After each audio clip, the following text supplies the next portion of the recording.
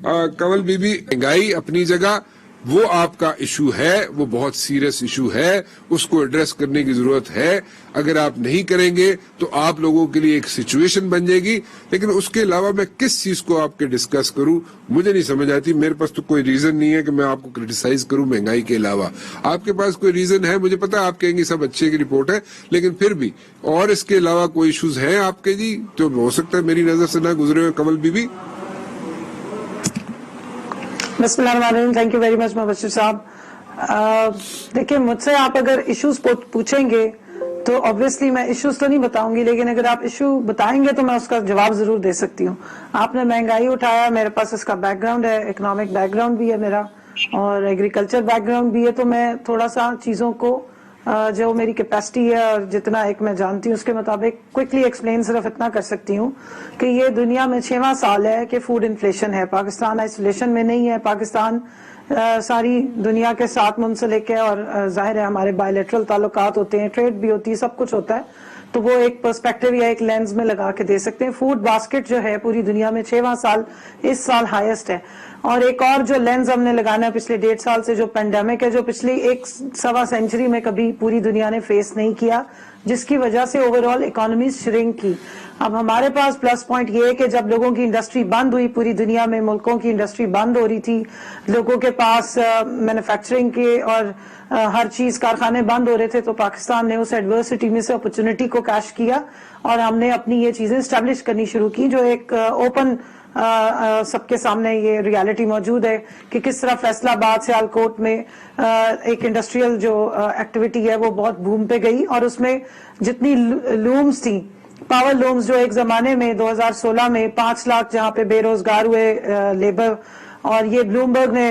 اس کو کوٹ کیا ہوا ہے. اس کے علاوہ وہاں پہ تکڑیوں میں تول کے یعنی لوہے کے بھاؤ پہ لومز جو ہیں وہ بیچی جا رہی تھی, لوگ بے روزگار ہو رہے تھے, تو وہ ریوائیو ہوئی ہیں اور 52,000 لومز کے اوپر 32,000 لومز لگائی جا رہی ہیں. تو یہ ایک پلس پوائنٹ ہے کہ اس کی وجہ سے ایکسپورٹ میں کنول بی ایک بات تو آپ کی درست ہے, میں ایک بات آپ کو انٹرپٹ کروں گا یہاں. دیکھیں آپ کو جو ڈائیورٹ ہو کے آرڈرز ملے انڈیا سے یا بنگلہ دیش سے, وہ ڈائیورٹ ہو کے جو آپ کو آرڈرز ملے, جو فیصلہ آباد کی بات کر رہی ہے آپ, یا فار دیٹ میٹر انڈسٹریل, میں ٹیکسٹائل کی صرف بات کروں اس وقت, وہ آپ کو جو آرڈرز ملے ان کے وہ آرڈرز جو ہے in other like 6 months time, maximum 6 months time کے اندر پلس مائنس وہ ختم ہو جائیں گے. اس کے بعد آپ لوگ کیا کریں گے, کیونکہ کووڈ کی ویکسین آ گئی ہے, ویکسینیشن شروع ہو گئی ہے, آرڈر جو ہے وہ پھر یورپ سے ویسٹ سے وہ پھر وہاں پہ جانا شروع ہو جائیں گے. لیکن کیونکہ وہاں پہ وائبل ہے, وہاں پہ انڈسٹری وائبل ہے, بنگلہ دیش میں انڈسٹری وائبل ہے آج بھی, انڈیا میں ان کے ساتھ کیسے آپ کمپیٹ کیسے کریں گے when it comes to like utilities. جی آپ نے اچھا سوال کیا. میں صرف ٹیکسٹائل ہی, میں اس میں کنسٹرکشن کو بھی ایڈ کرنا چاہ رہی تھی اور سپورٹس کے بھی ہیں, مگر اس میں ہم ڈیٹیل میں نہیں جاتے. بٹ اس وقت سیمنٹ کی جو ایکسپورٹ یا کنزپشن ہے وہ پچھلے سارے کو کراس کر گئی ہوئی ہے. اس کے ساتھ 2-3 اچھی خبریں سنا کے میں آپ کے سوال کا بھی جواب دے دوں کہ فورن ڈائریکٹ انویسٹمنٹ, وہ آپ نے دیکھا پرائم منسٹر صاحب آف اینڈ آن اپریشیٹ بھی کرتے ہیں اوورسیز کو, اور اس کی ریزن یہ ہے کیوں وہ یہاں پہ کانفیڈنس کے ساتھ بھیج رہے ہیں, کیونکہ یہاں ایسی اچھی پالیسیز بنی ہے کہ وہ جو انویسٹمنٹ ہے وہ کہیں ان کی کام بھی آ رہی ہے, اور اس میں روشن پاکستان کے نام سے جو ایک اکاؤنٹ چلا رہا ہے. دوسرا, اسٹیٹ بینک سے بوروئنگ نہیں کی جا رہی ہے. ہمارے جو فورن ریزروز ہیں وہ اس وقت اپنی ہائیسٹ اس پہ آ رہے ہیں نمبرز پہ, اور ڈالر کے اگینسٹ روپی جو ہے وہ سٹیبل ہو رہا ہے, جس کی وجہ سے ایکسپورٹس کو بہت تقویت مل رہی ہے. اب آ جائیں, آپ نے کہا کہ کیسے کمپیٹ کریں گے. دیکھیں یہ اگر آپ یاد کریں تو یہ لیبر مارکیٹ یا یہ جو ٹیکسٹائل کا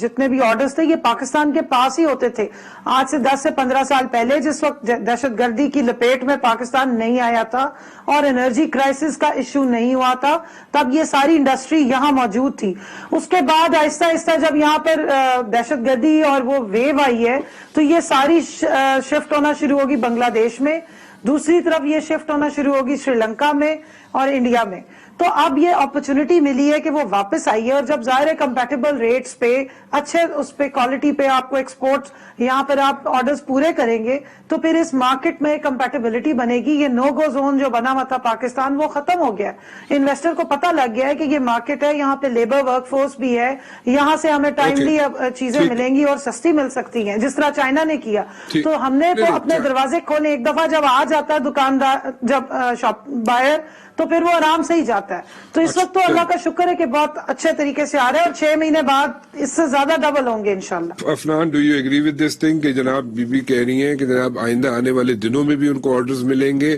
اور جو آرڈرز رک گئے تھے کووڈ کی وجہ سے، بنگلہ دیش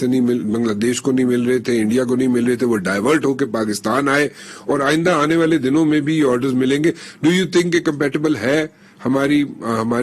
مارکیٹ، ہماری یوٹیلیٹی بلز اتنے ہیں کہ ہم اس میں کم سے کم خرچ پہ پروڈکشن کر سکیں؟ دیکھیں، اگر تو یہ سسٹینیبل معاملہ کرنا چاہتے ہیں اس کا ٹیکسٹائل کی جو انہوں نے بات کی ہے، تو اس کے اندر سب سے فنڈامنٹل ایشو جو ہے وہ آپ نے جیسے پوائنٹ آؤٹ کیا وہ الیکٹریسٹی کا ہے. اگر یہ الیکٹریسٹی کی پرائس کو بڑھاتے جائیں گے تو ہماری جو کاسٹ آف پروڈکشن ہے اوپر چلی جائے گی، اور ایونچولی جب حالات نارملائز ہوں گے تو وہ آرڈر سارے کے سارے دوبارہ بنگلہ دیش اور سری لنکا اور انڈیا چلے جائیں گے. تو یہ اس کے اندر مینلی جو ایشو جو مین چیز تھی جس نے اس کو کک سٹارٹ کیا وہ کووڈ اٹ سیلف تھا کہ ہمیں یہ آرڈرز مل گئے، کیونکہ باقی ساری دنیا بند ہو گئی، وہ آرڈرز جو انٹرٹین نہیں کر پا رہے تھے تو ہم نے اس کو کر لیا. اور میں یہ کہتا ہوں یہ اچھی بات ہے، پاکستان میں پیسہ آنا چاہیے، ہمارے ملک میں لوگوں کو نوکریاں ملنی چاہیے، جیسے بھی ہو وجہ. ہم تنقید برائے تنقید کے اوپر جو ہے ویسے بھی یقین نہیں رکھتے، لیکن میری بہن کا جو بیک گراؤنڈ ہے وہ اکنامکس میں، انہوں نے بھی بتایا بھی، تو یہ مجھے یقین ہے کہ اس بات کو انڈورس کریں گی کہ اگر 20 ارب ڈالر ابھی ہمارے فارن ایکسچینج ریزروز ہیں تو 2017 میں ہمارے 24 ارب ڈالر تھے، تو وہ زیادہ بہتر ہوگی بات. پھر اسی طرح اگر لارج اسکیل مینوفیکچرنگ کو دیکھا جائے تو لیکن اس وقت کووڈ نہیں تھا،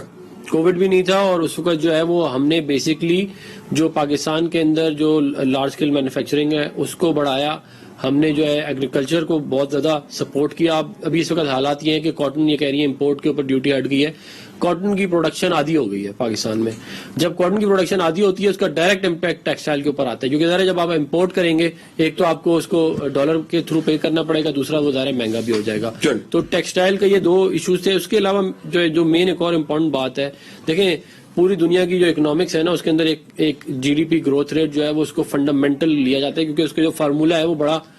جو ہے وہ پاورفل قسم کا فارمولہ ہے جس کے اندر آپ کی تقریباً ہر چیز جو ہے وہ آ جاتی ہے. ہمارا 5.8% G D P growth rate تھا جب ہماری حکومت گئی ہے، اور ہم نے اس کو آرام سے 2% سے 6% کے اوپر لے کے گئے تھے. مائی کوشچن از کہ دیکھیں اس وقت تو کووڈ نہیں تھا، ڈسپائٹ دا فیکٹ کہ پوری دنیا کی اکانومی از ان شیبلز، اور پاکستان کی اکانومی کو اگر آپ سسٹین کر جائیں تو میرے خیال میں عمران خان کو نہ دیں آپ شاباشی، کیونکہ آپ کے تو اوپوننٹ ہیں آپ کے، نہ بھی دیں آپ ان کو، لیکن جو بھی ہے جو بھی جس کو بھی دینی چاہے شاباشی آپ، تو میرے خیال تھوڑی سی دے دینی چاہیے کہ نہیں. میں یہ کہوں گا اس کے اندر کہ دیکھیں جو اکنامک جو فائنانس ٹیم تھی نا ان کی پی ٹی آئی کی، وہ پرائمریلی جب ان کی گورنمنٹ آئی تو اسد عمر صاحب واز دا مین پرسن، اور ان کا فارمولا یہ تھا کہ Asad Umar will be the wizard who will turn the economy around. لیکن وہ 5.8% سے اس کو آلریڈی 2% 1.5% پہ لے گئے تھے پری کووڈ لیول پہ،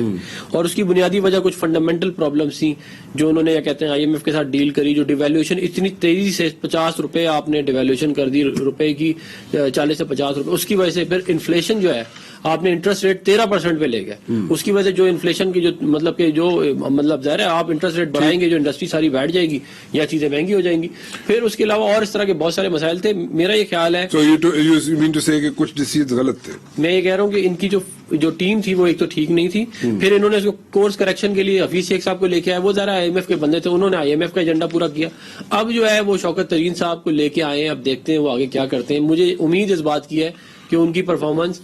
حفیظ شیخ صاحب سے بھی بہتر ہوگی اور جو یہ اپنا اسد عمر صاحب ہے ان سے بھی بہتر.